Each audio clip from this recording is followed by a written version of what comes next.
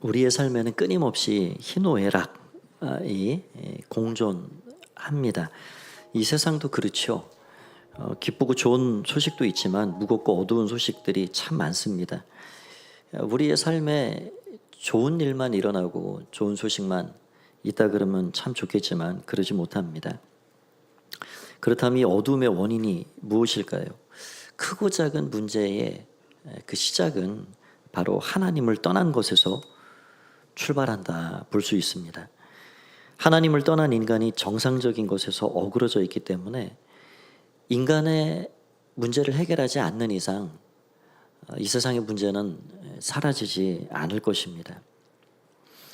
그런 인간들을 구원하시고자 하는 하나님의 계획이 무엇일까요? 바로 예수 그리스도입니다. 하나님은 죄사함을 통해 천국의 삶을 살도록 해주신 당신의 백성들을 통해서 이 문제를 해결해 가기를 원하셨습니다. 이 문제 해결할 수 있는 마스터키를 교회에 넘겨주셨다 하는 거죠. 에베소 1장 23절을 보면 이렇게 되어 있습니다. 교회는 그의 몸이니 만물 안에서 만물을 충만하게 하시는 이의 충만함이니라. 교회를 통해서 만물을, 온 세상을 충만하게 만들어가기를 원하시는 하나님의 계획을 우리는 이 한 절을 통해 볼 수 있습니다. 그래서 교회는 정말 귀한 공동체이고 이 땅에 교회가 이 세상에 끼치는 영향력이란 우리 눈으로 보는 것, 우리가 생각하는 것, 그 이상의 것입니다. 그런 면에서 저와 여러분이 하나님 앞에서 얼마나 소중한 사람인지, 하나님은 우리들을 통해서 하나님 나라의 이 완성해가는 일을 이루어 가기를 원하십니다. 그래서 오늘 말씀의 제목은 생활 선교사로 살아갑시다. 우리가 각자 하는 일이 다르고 처제와 환경 또 배경과 우리의 나이와 여러 가지가 다르지만 우리가 어디서 무엇하든지 어떤 마음을 가지고 살아가야 하는지, 나는 누구인지 그것을 오늘 본문을 통해서 잠시 살펴보고자 합니다. 첫 번째는 왕 같은 제사장임을 기억해야 한다 하는 사실입니다. 구약시대의 제사장들은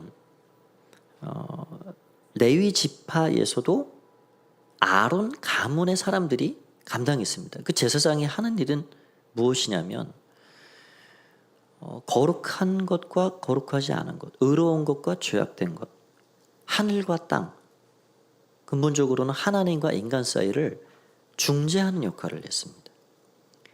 이쪽과 저쪽을 잇는 다리처럼 거룩하지 않은, 하나님 떠난 죄악된 인간을 거룩하신 하나님께 안내해 주는 사람들입니다. 그래서 그 제사, 예배라는 것을 통해서 이유 없이 짐승이 죽어야만 했고, 그 짐승이 안수받아 가죽이 벗겨지고 각이 떠지고 피를 흘리고 불에 타 올라가는 그 일을 통해서 하나님은 우리 인간들이 그 짐승을 직접 잡고 번제를 올려드리는 일을 통해 내가 너희 죄를 용서해 주마라는 표시를 해주신 것이죠. 이런 제사장의 역할은 참 중요한 일이었습니다. 그래서 이스라엘 백성들이 그 제사장 나라, 제사장 민족이 돼서 하나님이 선택해 구별하신 그런 백성을 하나님이 만들어 주셨고, 그 백성을 통해서 온 세상 열방을 하나님이 통치하시고 다스리시는 그런 세계 구원의 일들을 이루기를 원하셨던 것이지요. 그런데 오늘 사도 베드로는 그런 제사장이 하늘과 땅을 잇고 하나님과 사람 사이를 이어주는 그런 제사장이 누구냐, 어떤 특별히 선택받은 사람들이냐, 그렇지 않다는 것입니다.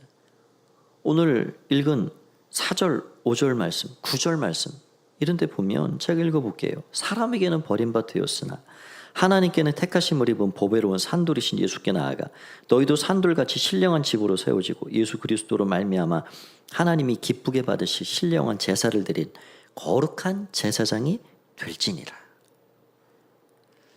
우리 모두를, 예수 그리스도를 영접하고 모셔드린 저 여러분, 우리 모두를 거룩한 제사장이라. 거룩한 제사장이라. 또 9절에는 그렇게 말씀합니다. 그러나 너희는 택하신 족속이요 왕 같은 제사장들이요. 제사장은 제사장인데 5절에서는 거룩한 제사장이라. 여기 9절에서는 왕 같은 제사장이라. 어디 꼬두발이 말단 그런 이름도 없는 제사장이 아니라 왕 같은 참으로 빛나고 존귀한 그런 제사장이라 말씀하고 있습니다. 죄인들을 부르셔서 그 피로 우리를 깨끗게 씻어주시고 의롭다 말씀하시고 장차 영화로운 존재가 되게 하기 위해 하나님 나라에 소속된 백성으로 삼아주시고 그 소속된 백성들 그들을 하나님 나라 대표 주자를 만드셔서 이 땅에 파송해 주신, 그래서 마치 하나님이 보내신 대사와 같은 사람들, 그들이 바로 저와 여러분입니다. 이를 생각하면 얼마나 감격스럽고 얼마나 참 신비로운 일인지. 그래서 우리는 영적으로 이런 원리를 한번 생각해 보십시오. 보통 사람들은 육신의 삶만을 생각하기 때문에 이 땅에 와서 그냥 가는 것이 인생의 전부라 생각합니다. 그렇죠. 우리는 왔다 간다 그렇게 표현하잖아요. 세상 사람들도 다 어디론가 간다 하는 건 압니다. 어디로 갈지를 몰라서 그러지, 내가 이 육신이 이 땅에서 숨을 다하면 어디로 가긴 간다. 그래서 간다 그러죠. 돌아간다. 그런데 우리 믿음의 백성들은 그냥 왔다 간다라는 표현보다는 영적으로 보면 왔다가 하나님께로 갔다가 다시 보냄 받았다가 다시 가는 존재들입니다. 그러니까 좀 말이 좀 헷갈리죠. 왔다 갔다 왔다 가는 존재들입니다. 에베소 2장 말씀에 보면 4절에서 6절까지 그렇게 이야기하죠. 긍휼이 풍성하신 하나님이 우리를 사랑하신 그 큰 사랑을 인해서 허물로 죽은 우리를 그리스도와 함께 살리셨고 죽은 우리들을 살리셨습니다. 그래서 이 땅에 온 우리들을 살리셔서 우리를 어디까지 이끌어 주셨냐면 6절에 보면 함께 일으키사 그리스도 예수 안에서 함께 하늘에 앉히시니 우리 존재를 영화롭게 만들어 주셔서 하나님 보좌에 앉는 존재로 우리를 세워 주셨다는 겁니다. 그렇게 우리를 세우시고 부르신 주님께서 요한복음 20장 21절에 보면 예수님께서 이런 말씀을 하십니다. 예수께서 또 이르시되 너희에게 평강이 있을지어다. 아버지께서 나를 보내신 것 같이 나도 너희를 보내노라. 그래서 우리는 단순히 왔다가 가는 사람들이 아니라 이 땅에 왔지만 영 안에서 주님께로부터 존귀한 하나님의 자녀와 백성, 그 영화로운 존재로 주님께 나아간 것이고, 그런 우리들을 영화롭게 만드셔서 이 땅에 여전히 어둡고 여전히 강력한 죄악이 구조적으로 얽히고 설켜 있는 이 땅에 우리를 파송해 주셨다는 겁니다. 여러분, 그래서 우리는 어떤 의식을 가지고 살아가야 되냐? 아, 나는 하나님이 이 땅에 보내신 대사이다, 대사. 여러분, 대사가 하는 일이 무엇입니까? 대사는 그 나라에 보냄받은 대표 주자입니다. 그 자기 일 하는 게 아니에요. 그가 제일 먼저 해야 할 임무는 그 나라를 대표해서 그 나라의 영광과 그 나라의 이름과 그 나라의 명성을 위해 처신하는 사람입니다. 대통령이 가지고 있는 생각, 마음, 그런 것들을 잘 그 삶을 통해서 펼쳐내야 하는 것이, 그것이 우리의 정체성입니다. 그러니 이런 부르심 가운데 있는 우리들이 왕 같은 제사장이라 불러주신 우리들이 이 세상을 부러워할 이유가 없는 것입니다. 여러분, 우리가 이 세상 그 어떤 것을 부러워하며 살 필요가 있을까요? 오늘 읽은 말씀 7절, 8절을 보면 그렇게 되어 있습니다. 우리 같이 한번 읽어볼까요? 7절 8절 시작. 그러므로 믿는 너희에게는 보배이나 믿지 아니하는 자들에게는 건축자들이 버린 그 돌이 모퉁이의 머릿돌이 되고 또한 부딪히는 돌과 걸려 넘어지게 하는 바위가 되었도다 하였느니라. 그들이 말씀을 순종하지 아니함으로 넘어지나니 이는 그들을 이렇게 정하신 것이라. 이 세상에서 아무리 온갖 좋은 부귀영화를 누리고 살아도 그 온전한 회복의 기초, 머릿돌이 되시는 예수님을 거역한 사람들은 걸려 넘어질 뿐이라. 걸려 넘어지게 된다는 것입니다. 그래서 예수 그리스도를 알고 그분을 영접하고 그분의 주인 되심을 통해서 이 땅을 살아가는 우리들은 이 자체가 얼마나 복된 삶인지 정말 알 수가 없어요. 지금으로부터 약 2년 전에 우리나라 굴지의 게임 회사 회장 되시는 분이 54세의 나이로 생을 마감했습니다. 그가 남긴 재산이 무려 11조랍니다. 11조. 우리는 이게 너무 억걱한 소리를 많이 들어가지고 11조가 얼마나 되는지 그냥 좀 가볍게 생각하지만 이거는 우리 헤아릴 정도가 아니죠. 상상이 안 되는 돈입니다. 그런데 그분이 그 주변 사람들, 제가 그 기사를 다시 보니까 그 수년간 우울증이 참 심했다는 거예요. 세상에 이 자본주의 세상의 최고는 돈이잖아요. 그러면 돈을 많이 가진 만큼 행복하다, 행복을 보장받을 수 있다라고 말한다면 그분처럼 더 행복할 사람은 없습니다. 가장 행복하게 살아야 할 사람이죠. 그런데 그렇게 되지 않았습니다. 인간의 삶은 그렇게 단순하지 않죠. 여러분, 그런 면에서 믿음의 사람들은 이 땅에 뭐 부귀영화를 누리고 성공했다 불려지는 그런 사람들을 보고 부러워할 이유가 없습니다. 여러분, 믿음의 사람들은 뚜렷한 자기 정체성이 있는 거예요. 나는 왕 같은 제사장으로 부름받은 사람이다. 그래서 믿음의 백성들은 이 세상을 보면서 부러움으로 바라보는 것이 아니라 불쌍히 여기는 마음으로 바라봐야 하는 것입니다. 아무리 잘 살아간들, 아무리 부유하게 산들, 예수가 없어. 영원한 소망을 바라보지 못하고 그 소망이 무엇인지 알지 못한 채 살아가는 그 수많은 인생들을 바라보면서 불쌍히 여기는 마음을 가지고 사는 것입니다. 여러분, 그래서 제사장은 참 귀한 존재입니다. 저와 여러분 모두가 참 귀한 사람들이에요. 제사장은 그래서 그 부르심의 직분을 기억하고 나 자신만을 위해 살지 않습니다. 자신을 파송해 주신 왕을 위해 사는 겁니다. 왕의 마음, 왕의 명령이 무엇인지, 그 뜻이 무엇인지, 그분의 목적이 무엇인지 그것을 이루어 드리고자 하는 마음을 가지고 사는 거예요.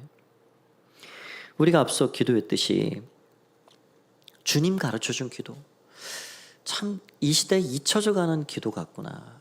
그래서 최근에 참 이 주님 가르쳐준 기도를 우리가 더 많이 드려야 되겠다. 이거 꼭 붙잡고 기도해야 되겠다. 한 절 한 절이 얼마나 우리의 이 마음에 이루어져야 할 말씀들인지, 우리가 붙잡고 기도해야 할 기도의 제목들인지. 하늘에 계신 우리 아버지, 아버지의 이름이 거룩히 여김을 받으십시오. 내가 드리는 기도를 1부터 10까지 딱 리스트화 해보라면 과연 어떤 기도의 제목을 가지고 우리가 기도하고 살까? 다 나만을 위한, 나 관련된 기도의 제목들이 많지 않을까? 그런데 예수님께서 그 아버지 하나님의 이름이 거룩히 여김을 받기 위해 가장 먼저 기도하라 가르쳐 주셨습니다. 뜻이 하늘에서 이룬 것처럼 이 땅에서도 이루어지기를 원합니다. 누구를 통해서요? 나를 통해서, 우리를 통해서. 우리를 왕 같은 제사장으로 불러주신 것은 바로 그 목적입니다. 하나님의 아들과 같은 하나님의 자녀로 우리를 세우셔서 많은 사람들에게 생명의 빛이 되고 그 하나님의 은혜와 사랑을 깨달아 알아갈 수 있는 제사장, 그 역할을 잘 감당하라 말씀하십니다. 저와 여러분은 왕 같은 제사장입니다. 그 왕 같은 제사장 됨을 잊지 않고 살아가는 여러분 모두가 되시길 바랍니다. 두 번째로는 하나님의 영광을 드러내므로 하나님 나라를 완성해가는 사람들이라 하는 사실입니다. 직분을 주신 것은 특권입니다. 그렇지요. 이거 뭐 엄청 무거운 거 그 일 시키려고 우리에게 왕 같은 제사장 너 해라 그런 거 아니잖아요. 이 얼마나 사람들이 깨닫지도 알지도 못하는 이 특권입니까? 그런데 직분을 맡은 자는 그 특권과 은혜만 누리고 사는 것이 아니라 그 부르심에 의무가 있고 책임이 따르는 것입니다.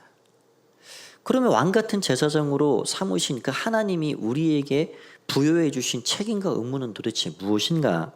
우리 구절을 같이 한번 오늘 핵심 구절입니다. 같이 한번 읽어보겠습니다. 시작.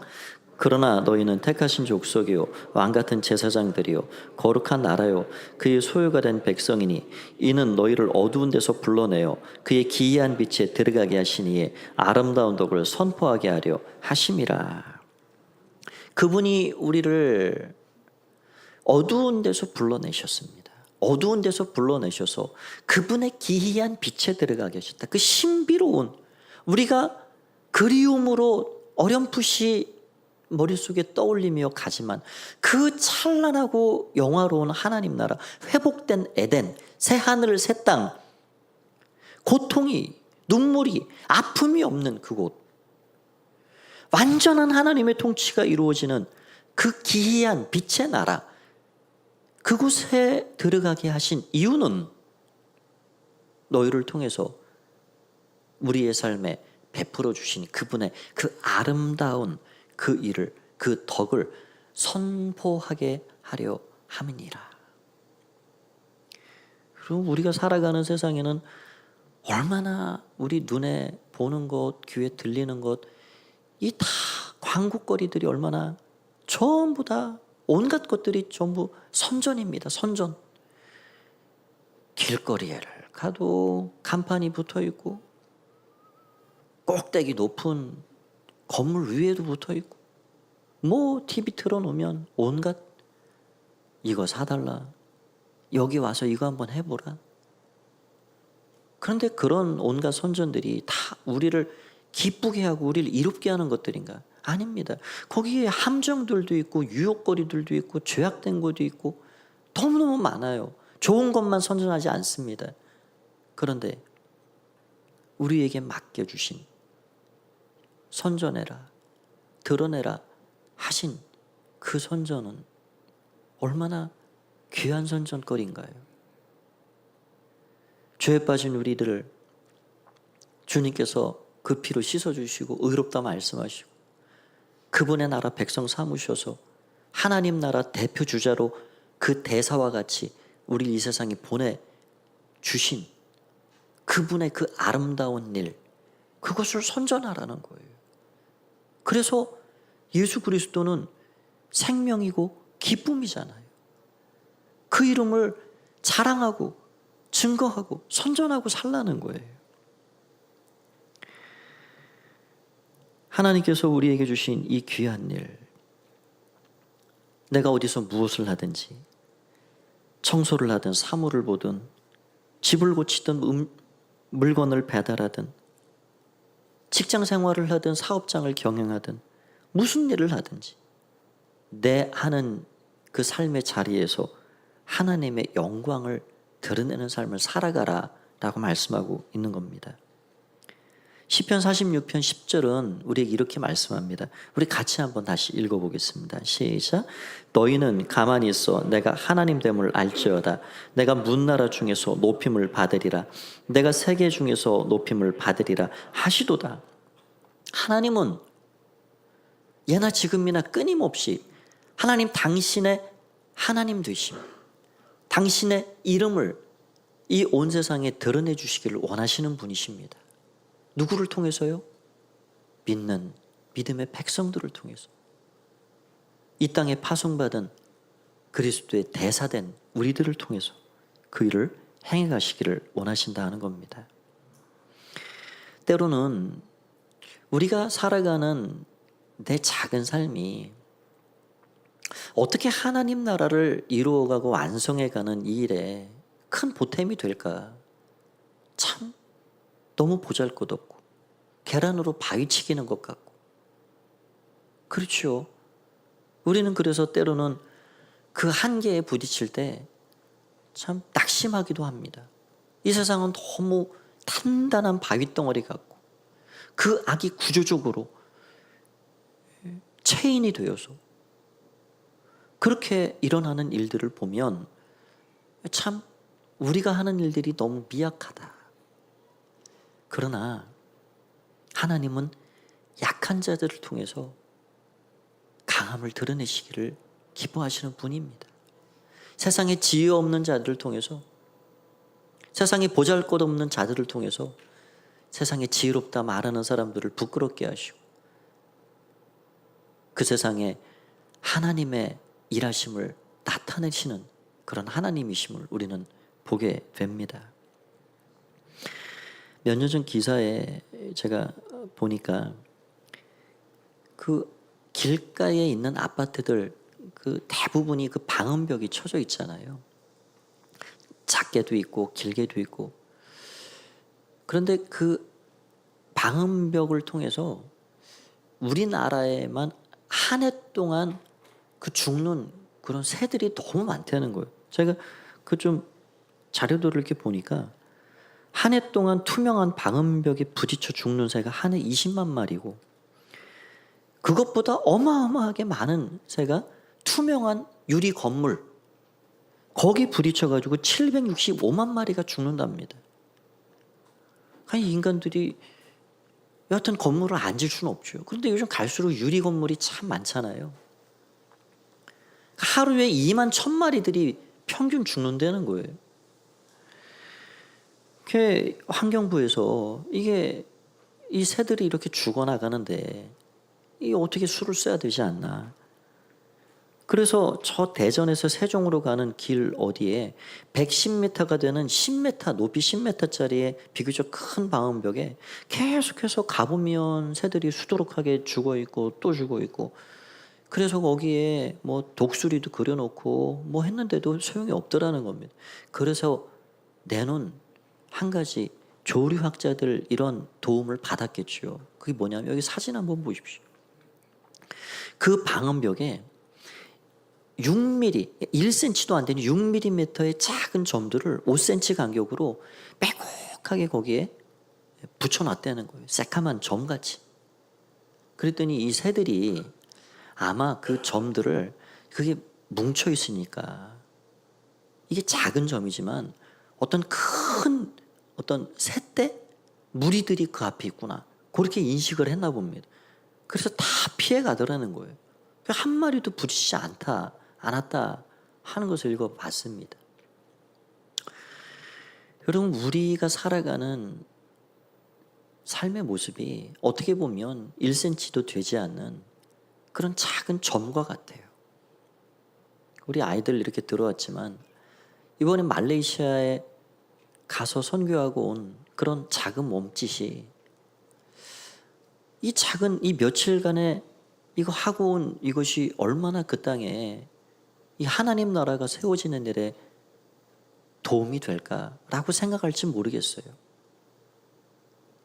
깔고 온 길도 그 온 마을에 비하면 일부분입니다. 아이들 전체를 만난 것도 아닙니다. 그러나 하나님은 그 작은 헌신을 통해서 새들이 부딪혀 죽어가는 것을 피하게 만드는 점과 같이 작은 헌신이 모아져서 그것이 여기로 오면 위험합니다. 그 길 그대로 가면 안 됩니다. 다른 길로 가셔야 됩니다. 길이 있습니다. 생명의 길이 있고 영원한 소망의 길이 있습니다 라고 말해주는 사인이 될 수 있다는 것입니다. 여러분, 우리는 하나님께로부터 부름받은 제사장들입니다. 하나님은 우리 모두가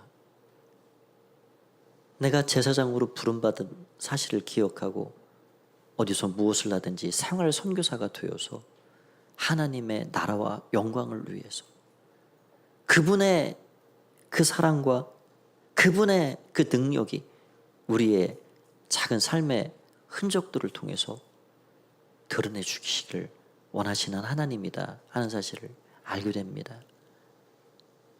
우리 모두가 그런 주님의 영광과 이름을 드러내는 그런 통로가 되어 살아가는 은혜가 충만하게 한 주간도 넘쳐나시기를 주의 이름으로 축원드립니다. 우리 같이 한번 기도하겠습니다. 하나님, 오늘도 우리에게 불러주신 그 귀한 은혜 감사함으로 또 한 주간의 삶을 하나님께 맡겨드리고, 나는 왕같은 제사장이고 나를 이 땅에 보내주신 것은 생활 선교사가 되어 내가 하나님됨을 알지어다, 주가 하나님됨을 알지어다, 그 하나님을 드러내는 삶으로 우리를 보내주셨다는 사실을 기억하면서 이 시간 우리 다 함께 합심해서 말씀을 붙잡고 한 주간의 삶을 올려드리며 통성으로 기도하도록 하겠습니다. 함께 기도합니다. 살아계신 주님을 찬양합니다. 주님 감사합니다. 주님 감사합니다. 주님 감사합니다. 주님 감사합니다. 우리 모두가 왕같은 제사장으로 부름받았다는 사실을 잊지 않게 하여 주옵소서. 아버지, 우리의 작은 헌신을 통하여서 나 자신을 올려드리는 이 삶을 통하여서 하나님의 나라가 이루어지게 하여 주옵소서. 하나님의 뜻이 이루어지게 하여 주옵소서.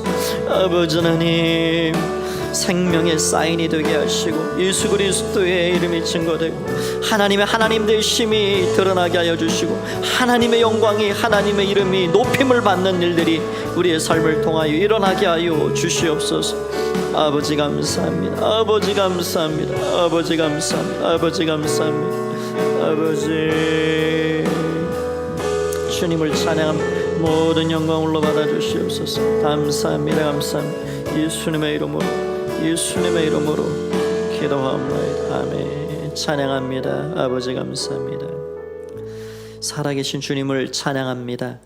우리를 거룩한 제사장, 왕같은 제사장들로 불러주시니 감사합니다.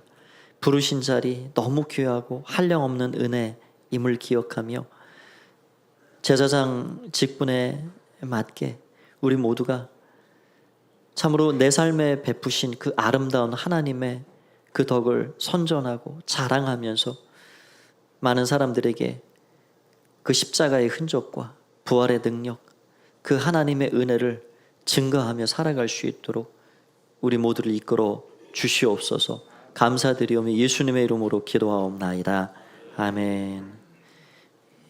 이 시간에는 우리 지난 5박 7일 동안 말레이시아 단기 선교 다녀온 선교팀의 우리 보고식이 있겠습니다. 먼저 영상을 좀 보고 그리고 이어가도록 하겠습니다.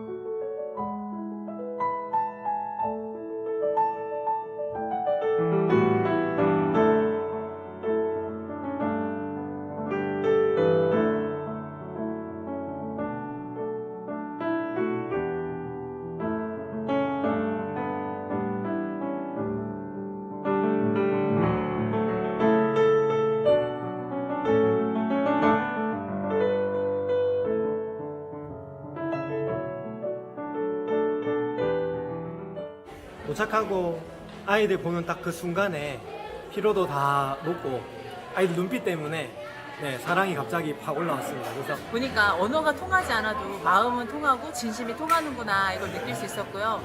벌써 이렇게 몸으로 부딪히면서 놀면서 아이들이 서로 표정이 달라지고 서로에 대한 관계가 웃는 모습들이 달라지는 걸 보면서 우리 마음이 진심이 그래 통하고 있구나 느껴서 되게 보람찬 시간이었던 것 같습니다.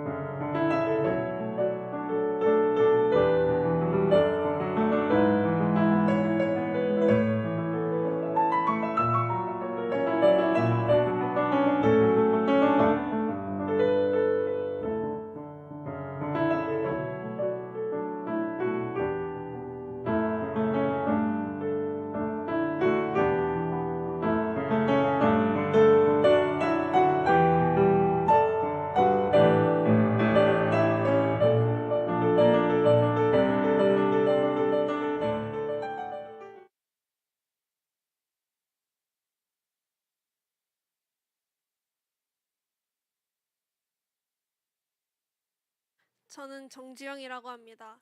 이번 비전 트립은 저의 첫 단기 선교였는데요.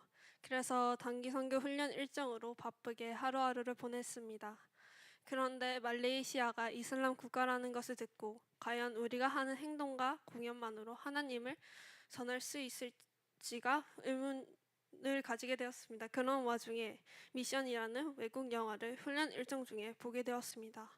이 영화는 18세기 남아메리카에서 선교 활동을 하는 예수의 선교사들의 이야기를 다루었습니다. 보고 나니 우리가 그들을 향한 마음을 표현하는 것만으로도 하나님을 전할 수 있겠구나를 느꼈습니다. 그렇게 한국에서 말레이시아로 가 누막마을에 갔는데 첫날에는 소망학교에 계속 있어서 느끼지 못했던 마을 환경들이 둘째 날 야외 공연을 하고 각 조별로 가정 방문을 하였을 때 어떻게 아이들이 이런 환경에서 당연한 듯이 웃으며 지낸다는 것을 느꼈습니다. 바다에는 쓰레기가 난무해 있고 마을 아이들이 놀고 있는 공터도 마찬가지였습니다.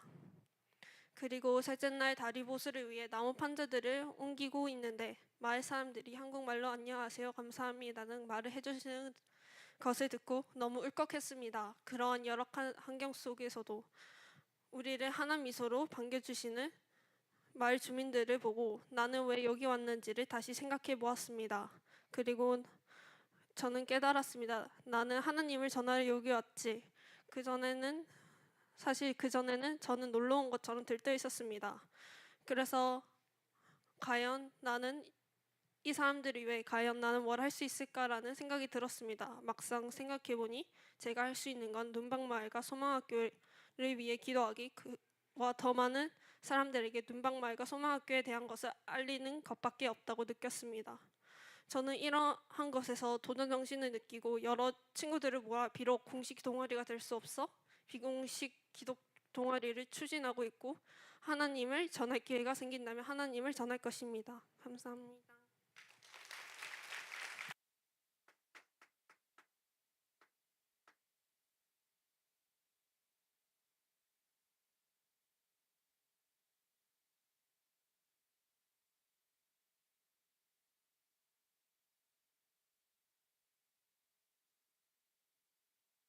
2024년 말레이시아 단기 선교를 허락하시고 인도해 주신 하나님께 먼저 감사를 드리며 많은 물질로 섬겨 주시고 아침에 먹을 반찬을 만들어 주신 권사님, 또 저희 단기 선교가 기간 단기팀의 이름을 불러가며 함께 기도해 주신 목사님과 장로님, 권사님, 집사님 모든 성도님들께 감사를 드립니다. 저는 1994년 단기 선교를 시작하여 여러 나라로 단기 선교를 경험하게 하셨고 2011년 라오스 장기 선교사로 파송을 받아 2012년 태국 송클라로 사역지를 옮겨 송클라 교회 협력 선교사로 선교를 하고 2021년 은퇴한 박신자 선교사입니다. 저는 태국에 있을 때 비자 문제 때문에 3개월에 한 번씩 말레이시아를 차를 가지고 다녔기 때문에 말레이시아는 너무나도 익숙한 곳이었습니다. 근데 저희가 갔던 곳은 코타키나발루가 아니고 페낭 쪽이었기 때문에 반대 방향이었기 때문에 조금 다른 것도 있었습니다. 저는 캄보디아와 인도 단기 선교 때 아동부 사역에 좋은 기억이 늘 제 마음속에 있었습니다. 그래서 저는 아동부를 맡아서 전도사 일을 하면서 아이들을 데리고 단기 선교를 가고 싶은 비전이 있었습니다. 그러던 중 올해 당회와 세계 선교부에서 태국 단기 선교 허락이 되었고 2월 태국 단기 선교 12차 모집에 들어갔습니다. 저는 선교센터에서 수용할 수 있는 정원이 한 25명 정도면 좋겠다고 하였는데 처음 모집되었을 때 35명이 넘는 인원이 신청이 되었습니다. 송클라 교회의 라인을 통해서 단기 선교를 전했고 송클라 교회는 가포교회 단기 선교를 환영한다며 정보를 물어왔습니다. 2월 오리엔테이션을 갖고 빠르게 진행이 되어 비행기 티켓 등을 준비하였습니다. 비행기 티켓을 결제하려는 아침 저는 비행기 티켓팅을 한다는 소식을 태국에 보냈는데 집행부에서 비행기 표를 결제하지 않고 취소하게 되었다는 소식을 듣게 되었습니다. 그날 저녁 태국에서도 급하게 티켓을 멈추어 달라는 급한 문자가 왔습니다. 이유도 모르고 한 주가 지나가고 있을 때 선교위원장 이창우 장로님은 저희 교회가 섬기는 후원 선교사님들과 연결하여 선교지를 찾으셨습니다.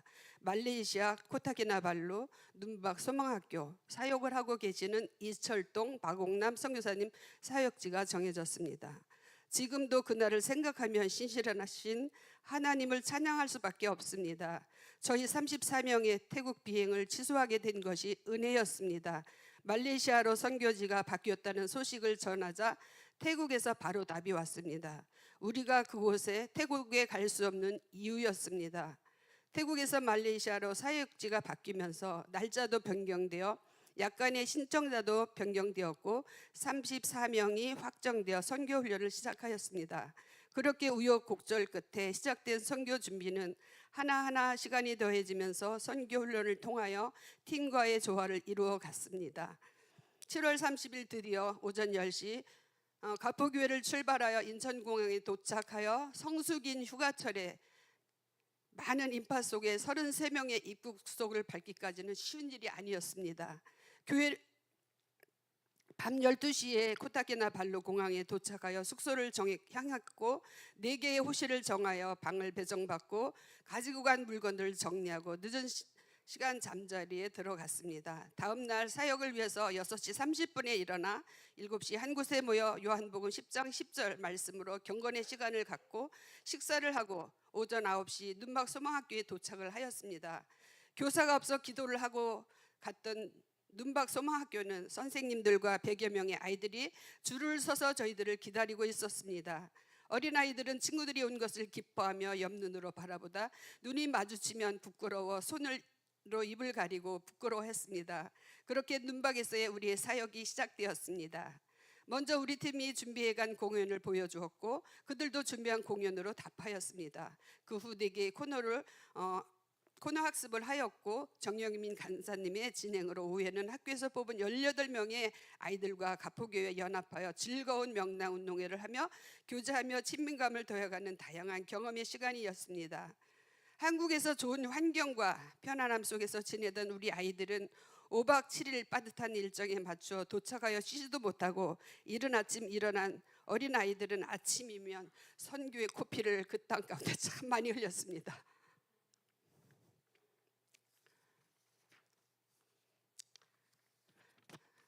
폭염과 태양빛이 내려지는 야외 공연에서 땀으로 범벅이 되어 갔습니다. 공연 중 공터 땅 주인의 항의로 제가 항의하는 어떤 그 주인 할아버지의 공터였거든요. 할아버지를 봤는데 막 부들부들 떠는 거예요. 그래서 제가 너무 안타까워서 생수를 갖다 드렸는데 생수도 받지 않으시더라고요. 나중에 선교사님한테 그 말씀을 드렸더니 그 전날도 저희가 다리 보수를 하려고 나무를 갖다 차에다 부릴 때 쫓아오셔서 돈을 내놔라. 우리 땅인데 너희들이 차를 가져와서 땅을 이렇게 망가뜨리니까 돈을 내라고 했다는 이야기도 들었습니다. 햇볕이 너무 강해서 야외에서 하기로 했던 K문화 오후 프로그램은 다시 눈박 학교로 이동해서 진행이 되었습니다. K-팝 댄스와 태권도, 원포인트 이렇게 다양한 것들을 아이들에게 가르치면서 함께하는 좋은 은혜의 시간이었습니다. 저는 우리 공연팀들이 공연을 할 때마다 너무 전율이 흐르고 소름이 막 이렇게 여기서 연습할 때부터 그곳에 가서 할 때마다 참 하나님께서 받으신다는 그런 마음들이 너무 많이 생겼었습니다. 이번에 얼마나 연습들을 열심히 했는지 걸음을 걷을 수 없을 정도로 3명의 사람들이 다리를 저르면서 연습을 하였고 정말로 온몸을 다하여서 준비했던 것 같습니다. 그렇게 준비해서 가는 그 시간 가운데 하나님께서 함께 하신 것들을 저는 오늘 나누고자 합니다. 저희가 아까 동영상을 통해서 모든 이제 우리가 사역했던 것들을 보셨기 때문에 거기에 대해서 제가 더 말하지는 않겠는데요. 저는 솔직히 그곳에 갔을 때 기쁨보다 마음이 너무 힘든 시간들이 참 많았었습니다. 왜 그런지 이유를 몰랐습니다. 점점 이렇게 여기까지 가슴이 꽉 메어 있고 아이들에게 다가가도 갈 수도 없었고 우리 팀 안에도 그렇고 그쪽에도 그렇고 왜 이렇지? 내가 성격이 장애가 있나? 내가 왜 이렇지? 계속 반문하고 또 돌아올 때에는 이철동 선교사님께서 아재 개그를 굉장히 많이 해주셨는데 그때서 조금 풀리고 또 그쪽에 가면 또 막히고 계속 그랬었어요. 가기 전에 저는 하나님의 마음을 참 많이 알고 싶어서 하나님 앞에 한 3시 반 되면 분당에 올라서 하나님 앞에 많이 기도했는데 가서 저는 뭐 한 일이 없어요. 그래서 나는 이번에 중보기도로 가야 되겠다. 하나님께서 그런 마음을 주시더라고요. 그래서 중보기도로 이제 그 땅에 가서 있습니다. 계속해서 그런 힘든 마음들이 있었습니다. 그러던 어느 날 둘째 날 이제 아이들이 이제 사역을 하고 다 이제 준비를 하고 숙소에 들어갔을 때 정덕자 권사님이 참 많이 아팠었잖아요. 여기 있을 때. 근데 그곳에 가서는 너무 사역을 잘하시는 거예요. 아프지도 않고 저보다 더 쌩쌩하게 진짜 아이들 하나하나를 케어하면서 얼마나 사역을 잘해주셨는지 모릅니다. 그래서 둘째 날 저녁 숙소에서 침대에 누워서 둘이 이야기를 하는 중이었는데 그날 분명히 아까 우리 보셨던 것처럼 그 눈방 마을에 그 쓰레기와 그 바닷물 보셨죠? 근데 제 눈앞에 펼쳐지는 장면은 그 눈방 마을인데 밑에 너무 맑은 물이 흘러가는 것을 하나님께서 보게 하시는 거였어요. 그래서 그 다음날 갔을 때 저는 하나님 이 마을을 다른 깨끗한 곳으로 옮겨주실 건가요? 하면서 하나님 앞에 묻기도 했었습니다. 이렇게 저희들은 선교하면서 특별히 저희 아이들이 나누었던 것들을 저는 참 기억이 너무 많은데요. 큐티 나눔과 또 차로 이동을 하면서 아이들에게 한 번씩 이렇게 마이크를 갖다 대면 우리 아이들이 그런 이야기를 합니다. 이곳에 와서 보니까 이 아이들이 이렇게 환경이 어렵고 힘든 가운데서도 너무 행복해 하는데 나는 한국에서 모든 환경이 좋은 곳에서도 너무 행복해하지 못했다. 그래서 엄마 아빠가 보고 싶다, 할머니가 보고 싶다 이런 고백들을 하면서 아이들이 너무 어른스러운 것을 경험하게 되었습니다. 그리고 저녁 되면 그 피곤한데도 저희 방 아이들은 전부 다 저녁이면 자기 빨래를 다 해서 널어가지고 그 다음날 또 새로 깨끗한 옷을 입고 이렇게 준비해 가는 그 모습들을 보면서 참 이 단기 선교가 우리 아이들을 이번에 참 크게 성장시키는 시간들이 되었던 것 같아서 저는 우리 아동부 아이들이 8명이 갔는데요. 한 명 한 명이 너무 사랑스럽고 너무 기쁘고 자랑스럽습니다. 저는 이 아이들과 친해지고 싶었는데 제 마음이 그렇지 않았는데 나중에 돌아와서 제가 왜 마음이 그랬었는지를 수요 예배를 통해서 제가 알게 되었습니다. 그리고 페이튼 7과 또 마을 다리 공사를 했었는데 우리 최성인 집사님께서 방수를 이제 페인트를 선두주의 하시면서 하셨는데요. 너무 기쁘셨다고, 너무 행복했다. 이번에 아이들과 함께 하면서 너무 많이 웃었다. 그곳에 가서 얼굴이 확 피신 모습을 제가 보았거든요. 또 우리 김경수 집사님 그 다리 보수 하시면서 너무 즐거워하셨어요. 그러면서 저 다리를 다 놓고 가야 되겠다. 그러고 싶은 마음에 막 안타까워하시는 그런 마음도 있었고요. 또 저는 이제 이것보다 저는 이번에 가서 뭐 한 것이 없기 때문에 누가 가서 뭐 했냐고 물어보면 할 말이 없다. 난 무슨 말을 하지? 이렇게 생각을 했었는데 돌아와서 화요일 날 우리 이창호 장님께서 간증자를 올려라 이렇게 단톡방에 올라왔어요. 근데 아이들은 올리면서 어른들은 올리지 않으셨어요. 그래서 누구를 하지? 그래서 저한테 생각됐던 분은 우리 송문희 집사님이 생각이 나서 장로님 저는 송문희 집사님을 추천합니다 이렇게 했었거든요. 근데 그 다음 날 그날 이렇게 누구를 간증자로 세우지 이렇게 제가 생각하는 순간 저는 이런 경험이 처음인 것 같아요. 제 이름 박신자를 딱 이렇게 하나님께서 보여주시는 거예요. 그래서 아니 나는 돌아가서 아무에게도 내가 너무 부끄러워 할 말이 없는데 왜 나지? 왜 저지요? 이렇게 하나님 앞에 질문도 했었는데요. 셋째 날 거기에서 저희가 이제 저녁에 다 같이 모여서 나눔의 시간을 가졌을 때 제가 이번에 우리에게 주셨던 요엘 2장 18절 말씀을 하나님께서 나누라는 마음을 주셨어요. 그래서 요엘 2장 18절 말씀에 보면 그때에 내가 또 내 영을 남종과 여종에게 그때에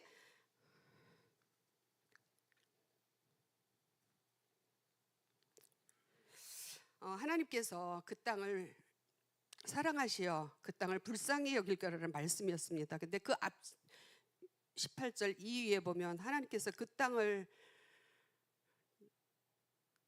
책망하시는 말씀들이 있고 너무 불같은 때를 얘기하시면서 이 백성들이 돌아오지 않는 것에 대한 안타까운 마음을 하나님이 많이 말씀하셨어요.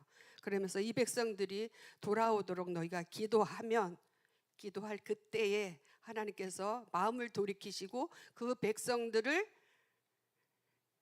풍족한 것으로 먹이고 또 그들에게 내 영을 부어서 28절 말씀 내가 보여주겠다. 말씀해 주시겠다.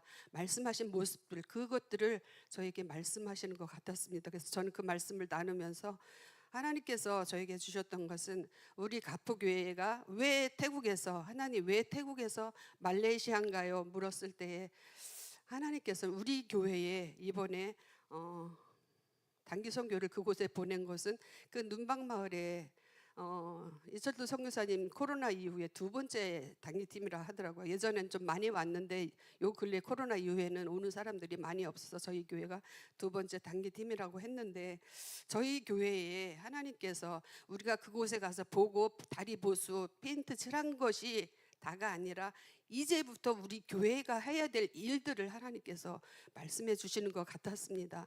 교회가 그 말씀 위에 18절 이전에 보면 어떤 말씀을 하냐면 기도하라고 말씀하십니다. 어린아이도 기도하고 신부도 기도하고 온 교회 제사장들 모두가 기도하면 그때에 하나님께서 그들을 불쌍히 여기시고 사랑하실 거라는 말씀을 주셨습니다. 그때 저는 이것을 나눌 때 우리 단기팀들은 기도하겠습니다. 하나님께서 강력하게 저에게 마음 주셨던 것들은 우리 단기팀들이 돌아가서 우리만 기도하는 것이 아니라 엄마 아빠에게 또 장로님들에게 목사님에게 모든 권사님들에게 이 소식을 알려서 우리 교회가 기도하면 하나님께서 그 땅을 회복시켜 주시고 그 땅에 축복해 주실 것이라는 그런 약속의 말씀을 저는 하나님께서 그래서 저희 가포교회를 그 눈방마을로 보내셨다고 저는 생각이 들었습니다. 사도행전에 보면 그 말씀 요엘이 2장 27절 29절에 이런 말씀했어요. 그런즉 내가 이스라엘 가운데 있어 너희 하나님 여호와가 되고 다른 이가 없는 줄을 너희가 알 것이라. 내 백성이 영원히 수치를 당하지 아니하리로다. 그 후에 내가 내 영을 만민에게 부어주리니 너희 자녀들이 장래일을 말할 것이며 너희 늙은이는 꿈을 꾸며 너희 젊은이는 이상을 볼 것이며 그때에 내가 내 영을 남종과 여종에게 부어줄 것이며 통하여 선포하고 그 일을 성취하셔서 그 모든 일들을 이루신 하나님. 사도행전 2장에서 그 베드로가 설교여 하면서 그때 요엘이 선포했던 이 말씀이 지금 성령이 임하셔서 우리 가운데 이러한 역사가 일어난다고 말씀하십니다. 똑같은 그 말씀 요엘 2장의 말씀을 선포하면서 베드로가 지금 이 현상이 기한 것이 아니라 요엘을 통해서 700년 전에 이미 허락하시고 선포했던 말씀들이 이루어졌다고 말씀하면서 저 마음 안에는 우리 교회가 함께 기도하면 하나님께서 그 땅을 축복해 주시고 그 땅에 영혼들이 주께 돌아오게 하실 것이라는 사도행전 2장 21절에 누구든지 주의 이름을 부르는 자는 구원을 받으리라 하였습니다. 그러면서 하나님께서 저에게 주셨던 말씀은, 하나님, 그래서 장로님에게도 제가 그랬어요. 저는 할 말이 없는데요, 우리 교회 혹시 우리 갑보교회 하나님께서 선교에 대해서 하실 말씀이 있는지 모르겠습니다. 그래서 그것을 참 듣고 싶습니다. 이렇게 기도했는데 사도행전 마태복음 28장 말씀, 그러므로 너희는 가서 모든 민족을 제자로 삼아 아버지와 아들과 성령의 이름으로 세례를 주고 내가 너희에게 명령한 모든 것을 가르쳐 지키게 하라. 내가 세상 끝날까지 너희와 함께 하리라. 이 말씀을 계속 생각나게 하셨습니다. 그래서 우리 교회가 표와 같이 정말 열방을 품고 선교하는 교회로 지금까지 하나님 세워주셨는데, 이제 코로나 이후에 처음으로 이제 다시 우리 시작을 하게 되었잖아요. 우리 한재동 목사님을 비롯해서 이제 다시 선교의 문을 하나님께서 열어주셨는데, 저는 그런 마음도 주셨어요. 아동부와 중등부가 또 이렇게 한 팀이 되어서 단기 선교를 나가면 참 좋겠다는 마음도 주셨고, 무엇보다 우리 교회가 그 눈방말 보신 거 그냥 안타깝다, 마음 아프다가 아니라 하나님이 마음 아파하시는 그 땅, 그 많은 사람들이 살고 있는 그 땅을 위해서 우리 가포교회가 이제부터 기도해야 된다는 것을 좀, 저는 그래서 이 이야기를 하라고 하나님께서 저를 이렇게 세워주셨나. 그때 마음이 아팠던 것들, 내가 답답했던 것들이 수요 예배 때 하나님께서 내가 그 백성을 볼 때 내 마음이 그랬었다, 이런 말씀을 하시는데, 제가 수요 예배 정말 눈물이 마르지 않았어요. 계속 돌아와서는 계속 눈물을 주시는 거예요. 장로님이 저보고, 저는 이제 그것을 하고 나서 누구한테 이야기하지 않은데 장로님이 저를 지명을 해주신데, 제가 그때가 4시 반이었어요. 30분 동안 그 자리에 앉아서 얼마나 울었는지 몰라, 이유도 모르고 울었어요. 왜 하나님 저에게. 이번에 저희 주제가 주님과 함께 울고 주님과 함께 웃자였습니다. 저는 그 땅 가운데 갔다 오면서 하나님께서 그 마음들을 많이 부어주셔서 정말 많이 울었고 많이 웃었던 그러한 시간들이었던 것 같습니다. 우리 가포교회가 이제부터 이제 그 땅을 위해서 함께 기도할 때인 것을 좀, 우리 아이들이 고백했던 것처럼 함께 우리 교회가 이렇게 기도하며 나가면 좋겠습니다. 감사합니다.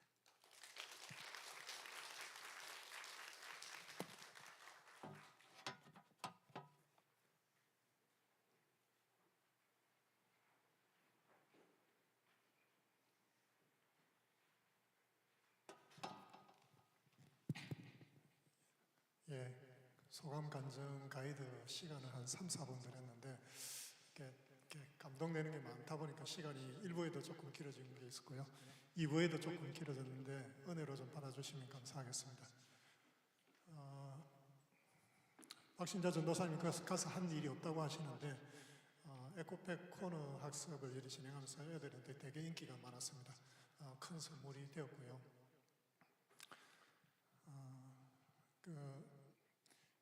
간증자를 다음 세대는 제가 선생님들한테 추천을 받았고, 작년부는 제가 그냥 기도 중에 제가 2분을 추천을 했는데, 1분은 송문희 집사님, 이분은 이제 박신자 전도사님한테 추천을 했는데 톡으로 그러시더라고요.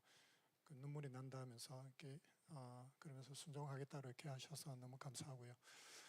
2주 전에 저희들이 파송을 받았습니다. 이 모습 이대로 이렇게 저희들이 파송을 받았는데, 2주간 짧았지만 긴 여운을 좀 남기고 왔던 것 같고요. 우리 아들 속에도 좀 할 말이 되게 많습니다. 지원이 같은 경우에는 좀 먼 거리에 있었는데 꼭 하고 싶다고 해서 그 2시간 거리에 아침에 이렇게 달려왔고요. 그 남는 여운을 제2눈박 또 제3눈박이 아마 있을 겁니다. 부르면 그 걸음을 뗄 수 있는 우리 다음 세대가 다 되었으면 좋겠습니다. 고생들 되게 많이 했습니다. 저희들이 아무도 예배하지 않는 그 찬양을 그곳에서 불렀는데, 그 땅을 좀 생각하면서 하나님께 찬양 올려드리도록 하겠습니다.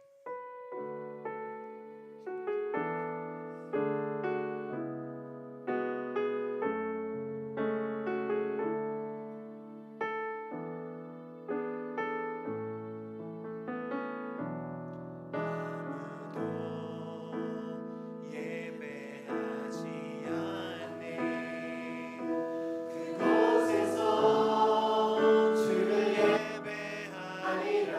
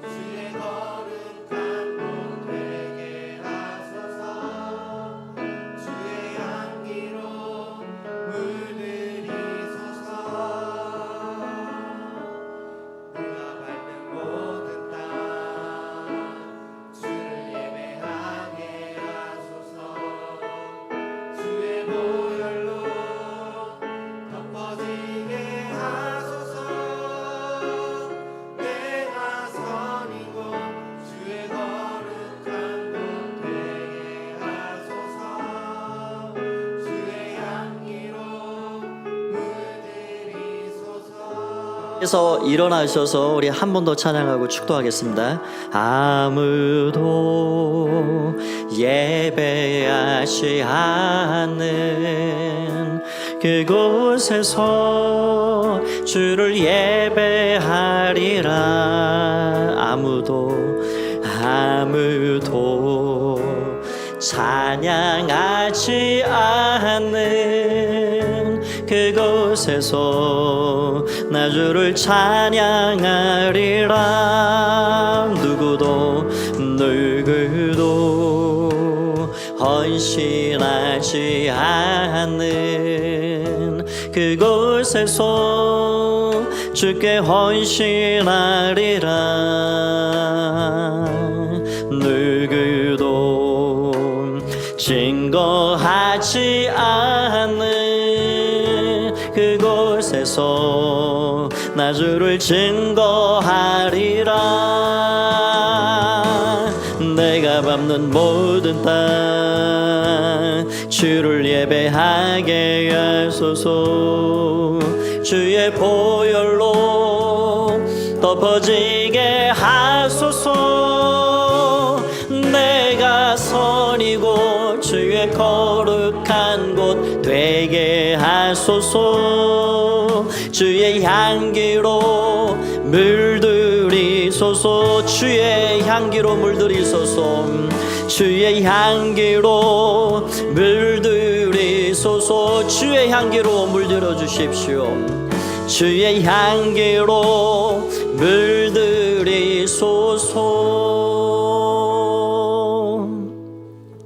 이제는 주 예수 그리스도의 은혜와 하나님 아버지의 사랑하심과 성령의 교통하심의 은혜가 무더운 더위 가운데 그 열악한 땅을 발로 밟고 그들과 함께 호흡하고 그렇게 5일간의 귀한 사역을 잘 감당하고 돌아온 여기 32명의 단기팀과 또 이후에 우리가 이제 이 선교를 시작으로 해서 앞으로 우리 교회가 정말 이 하나님 기뻐하시는 선교를 위해 더 마음을 품고 기도하며 선교의 사역을 잘 감당하길 원하는 마음으로 생활 선교사가 되어 곳곳에서 주님의 영광을 드러내며 살기를 원하는 마음으로 예배하며 돌아가는 가포의 모든 가족들 가운데 한 주간의 삶 가운데 이제와 영원히 함께 하옵시기를 간절히 축원하옵나이다. 아멘.